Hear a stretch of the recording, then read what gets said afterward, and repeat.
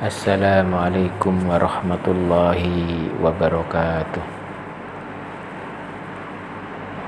Alhamdulillahilladzi hamdan katsiran kama amar. Asyhadu an la ilaha illallah wahdahu la syarikalah wa asyhadu anna Muhammadan abduhu wa rasuluh la nabiyya ba'dah. Allahumma shalli wa sallim wa barik ala Muhammad wa ala alihi wa ashabihi wa man tabi'ahum bi ihsan ila yaumil qiyamah, amma ba'du. Para jamaah yang dimuliakan oleh Allah Subhanahu wa taala, pertama-tama marilah kita memuji syukur kehadirat Allah Subhanahu wa taala karena betapa banyak rahmat, nikmat dan hidayah yang telah diberikan kepada kita. Coba kita tengok pada saat ini, pada saat pandemi, betapa orang sangat membutuhkan oksigen. Banyak terjadi kelangkaan oksigen dan berapa mereka harus bayar. Sedangkan kalau kita dikasih oleh Allah Subhanahu wa taala gratis, cuma-cuma, mulai dari lahir sampai sekarang, ada yang sudah berumur 70 tahun, ada yang 30 tahun, 40 tahun dan seterusnya. Berapa yang harus kita bayar? Sehingga sudah sepatutnya lah kita untuk bersyukur kepada Allah Subhanahu wa taala karena banyak telah memberikan nikmat kepada kita semua. Belum lagi nikmat hidayah. Betapa di luar sana masih banyak orang-orang yang enggan untuk mendatangi majelis-majelis ilmu, enggan mendatangi masjid untuk melakukan sholat berjamaah. Tetapi kita berkat hidayah dari Allah Subhanahu wa taala, langkah kita diringankan oleh Allah Subhanahu wa taala untuk menuju tempat-tempat yang mulia seperti sekarang ini. Kedua kalinya sholawat serta salam mudah-mudahan tetap tercurah kepada Nabi kita Muhammad sallallahu alaihi wasallam, karena berkat bimbingan dan suri tauladan dari beliau, kita sampai saat ini, sampai detik ini masih dalam keadaan Islam. Dan tanpa bimbingan dari beliau, kita tidak akan pernah mengetahui mana yang halal dan mana yang haram. Para jamaah yang dimuliakan oleh Allah Subhanahu wa taala, pada kesempatan kali ini kita akan melanjutkan tentang waktu sholat, di mana pada pertemuan sebelumnya sudah kita bahas tentang waktu sholat zuhur dan asar. Maka kita lanjutkan. Sekarang akan kita lanjutkan, yaitu sholat maghrib. Secara bahasa, maghrib berarti waktu dan arah tempat tenggelamnya matahari. Sholat maghrib adalah sholat yang dilaksanakan pada waktu tenggelamnya matahari. Awal waktu sholat maghrib, kaum muslimin sepakat bahwa awal waktu sholat maghrib adalah ketika matahari telah tenggelam hingga matahari benar-benar tenggelam sempurna. Sedangkan akhir waktu sholat maghrib, para ulama berselisih pendapat mengenai akhir waktu maghrib. Pertama mengatakan bahwa waktu maghrib hanya merupakan satu waktu saja, yaitu sekedar waktu yang diperlukan orang yang akan sholat untuk bersuci, menutup aurat, melakukan adzan, iqamah, dan melaksanakan sholat maghrib. Pendapat ini adalah pendapat Malikiyah, Al-Auza'i, dan Imam Syafi'i. Dalil pendapat ini adalah hadis yang diriwayatkan dari Jabir ketika Jibril mengajarkan Nabi Shallallahu alaihi wasallam sholat. Tsumma ja'ahul lil maghribi khina ghabat asyamsu waqtan wahidan lam yazul anhu faqala kum fasolli fasalla maghriba. Kemudian Jibril mendatangi Nabi Shallallahu alaihi wasallam ketika matahari telah tenggelam, sama dengan waktu ketika Jibril mengajarkan sholat kepada Nabi pada hari sebelumnya. Kemudian dia mengatakan, wahai Muhammad, berdirilah, laksanakanlah sholat maghrib. Hadis riwayat Nasa'i. Hadis ini dinilai sahih oleh Al-Albani rahimahullah dalam Al-Irwaul Ghalil. Yang kedua mengatakan bahwa akhir waktu maghrib adalah ketika telah hilang sinar merah, ketika matahari tenggelam. Pendapat ini adalah pendapat Sufyan Ats-Tsauri, Imam Ahmad, Ishaq, Abu Saur, mazhab Hanafi serta sebagian mazhab Syafi'i, dan inilah pendapat yang dinilai tepat oleh An-Nawawi rahimahullah. Dalilnya adalah hadis Abdullah bin Amr radhiyallahu anhu, waktu sholatil maghribi malam yaghi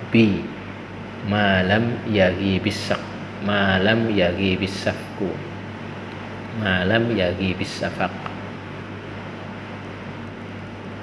Waktu sholat maghrib adalah selama belum hilang sinar merah ketika matahari tenggelam. Hadis riwayat Muslim.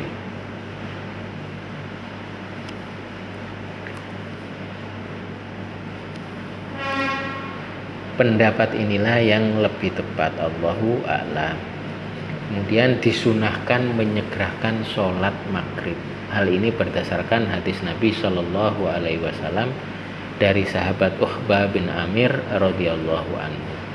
La tazalu ummati bi khairin aw qala 'alal fitrah ma lam yuakhirul maghriba ila antastabikal nujum. Umatku akan senantiasa dalam kebaikan atau fitrah selama mereka tidak mengakhirkan waktu sholat maghrib hingga munculnya bintang di langit. Hadis riwayat Abu Dawud dan dinilai sahih oleh Al-Albani dalam tahrij beliau untuk Sunan Ibnu Majah.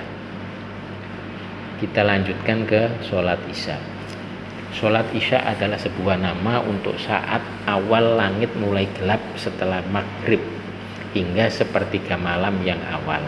Sholat isya disebut demikian karena dikerjakan pada waktu tersebut. Awal waktu sholat isya, para ulama sepakat bahwa awal waktu sholat isya adalah jika telah hilang sinar merah di langit. Kemudian akhir waktu sholat isya, para ulama berselisih pendapat mengenai akhir waktu sholat isya. Pendapat pertama mengatakan bahwa akhir waktu sholat isya adalah sepertiga malam. Ini adalah pendapat Imam Syafi'i dalam Al-Qaul Jadid, Abu Hanifah, dan pendapat yang masyhur dalam mazhab Maliki. Dalilnya adalah hadis ketika Jibril mengimami sholat Nabi Shallallahu Alaihi Wasallam, "Tsumma ja'ahu lil isya'i hinna dhahabat thulusul lailil awal."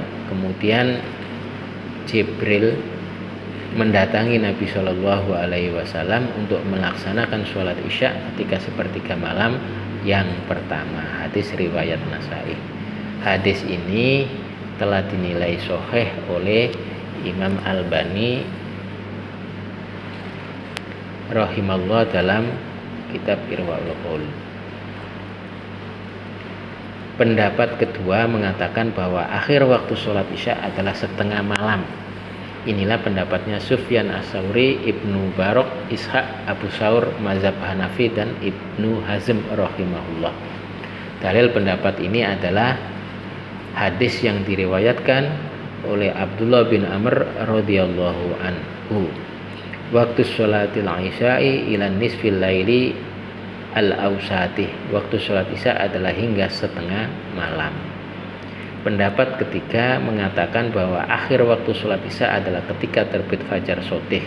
Inilah pendapat Atha, Ikrimah, Dawud Az-Zahiri, salah satu riwayat dari Ibnu Abbas, Abu Hurairah, dan Ibnul Munzir rahimahullah.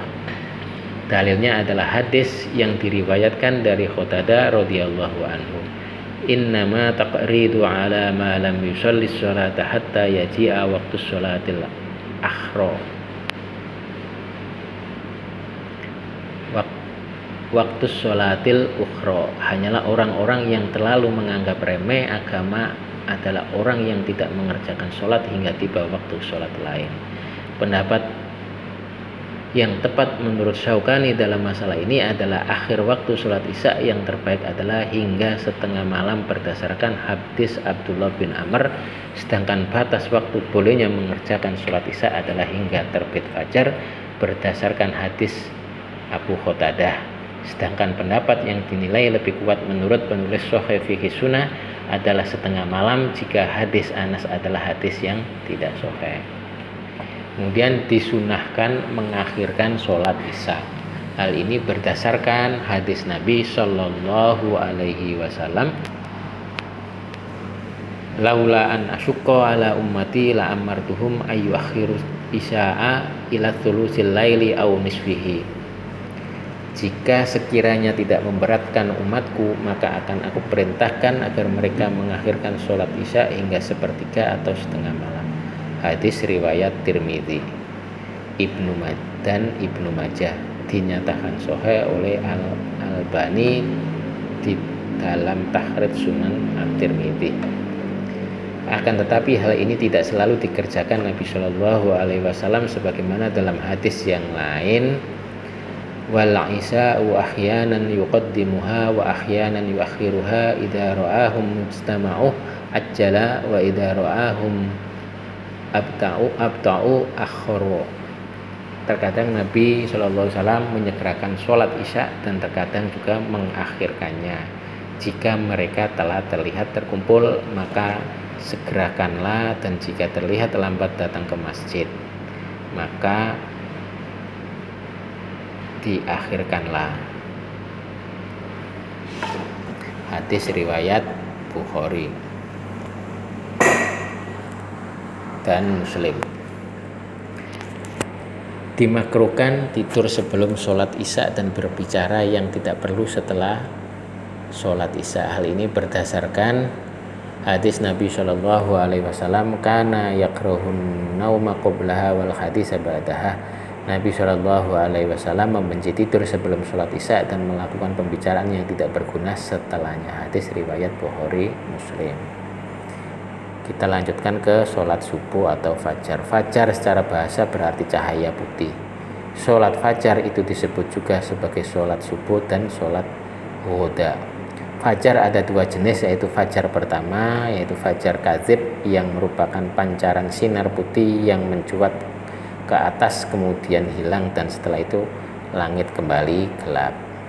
Fajar kedua adalah fajar sodik yang merupakan cahaya putih yang memanjang di arah ufuk. Cahaya ini akan terus-menerus menjadi lebih terang hingga terbit matahari. Awal waktu sholat subuh atau fajar, para ulama sepakat bahwa awal waktu sholat fajar dimulai sejak terbitnya fajar kedua atau fajar sodik. Sedangkan akhir waktu sholat subuh atau fajar, para ulama juga sepakat bahwa akhir waktu sholat fajar dimulai sejak terbitnya matahari. Kemudian kita disunahkan menyegerakan waktu sholat subuh atau sholat fajar pada saat keadaan gholas atau gelap yang bercampur putih. Jumhur ulama berpendapat lebih utama melaksanakan sholat fajar pada saat gholas daripada melaksanakan ketika isfar atau cahaya putih telah semakin terang. Di antara ulama yang berpendapat demikian adalah Imam Malik, Imam Syafi'i, Imam Ahmad, Ishaq, dan Abu Thawr rahimahullah. Di antara dalil mereka adalah hadis yang diriwayatkan dari Anas bin Malik. Anna Rasulullah sallallahu alaihi wasallam huzza Khaybara fa shallaina indaha salatal ghadati bi gholas. Sesungguhnya Nabi Shallallahu Alaihi Wasallam berperang pada perang Khaybar, maka kami sholat ghoda atau fajar di Khaybar pada saat gholas. Hadis riwayat Bukhari Muslim. Bagaimana jika di negara yang siang atau malamnya lebih panjang?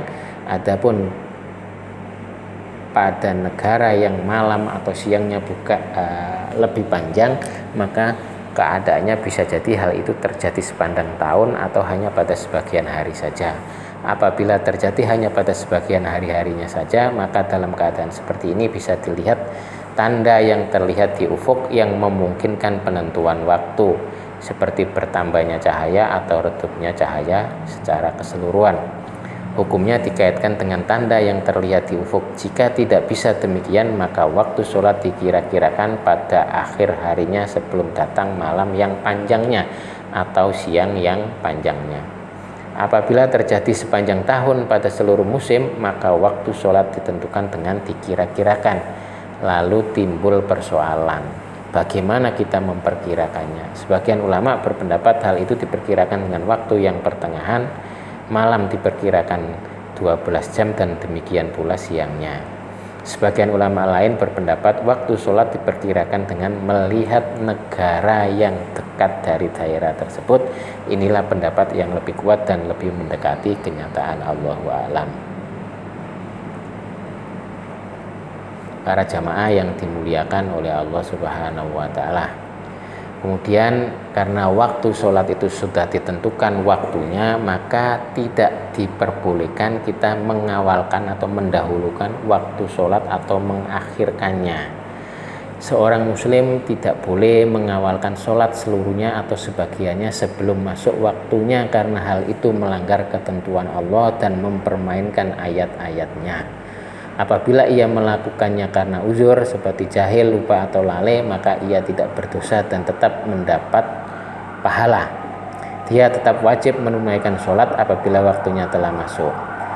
Seorang muslim tidak boleh pula mengakhirkan sholat dari waktunya apabila ia melakukannya tanpa alasan syar'i, maka ia berdosa, sholatnya tidak diterima dan wajib atasnya bertaubat dan memperbaiki amalannya di masa yang akan datang.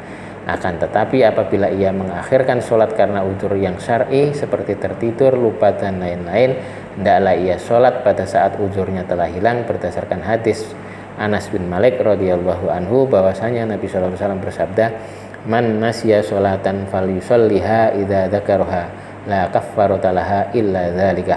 Wa fi riwayatin man nasiya sholatan aw naman anha.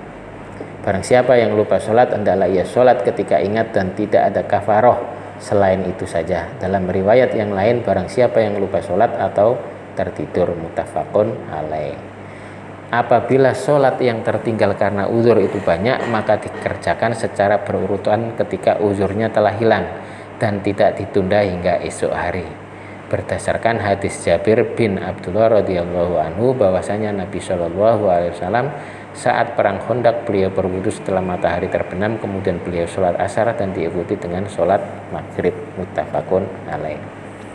Sebagian ahli ilmu mengatakan apabila seseorang mempunyai sholat yang tertinggal dan ia baru ingat ketika waktu sholat yang ada saat itu sudah hampir habis, maka hendaklah ia sholat yang ada pada waktu itu kemudian baru mengerjakan sholat yang tertinggal agar ia tidak tertinggal sholat yang ada hingga nantinya menjadi dua sholat yang tertinggal.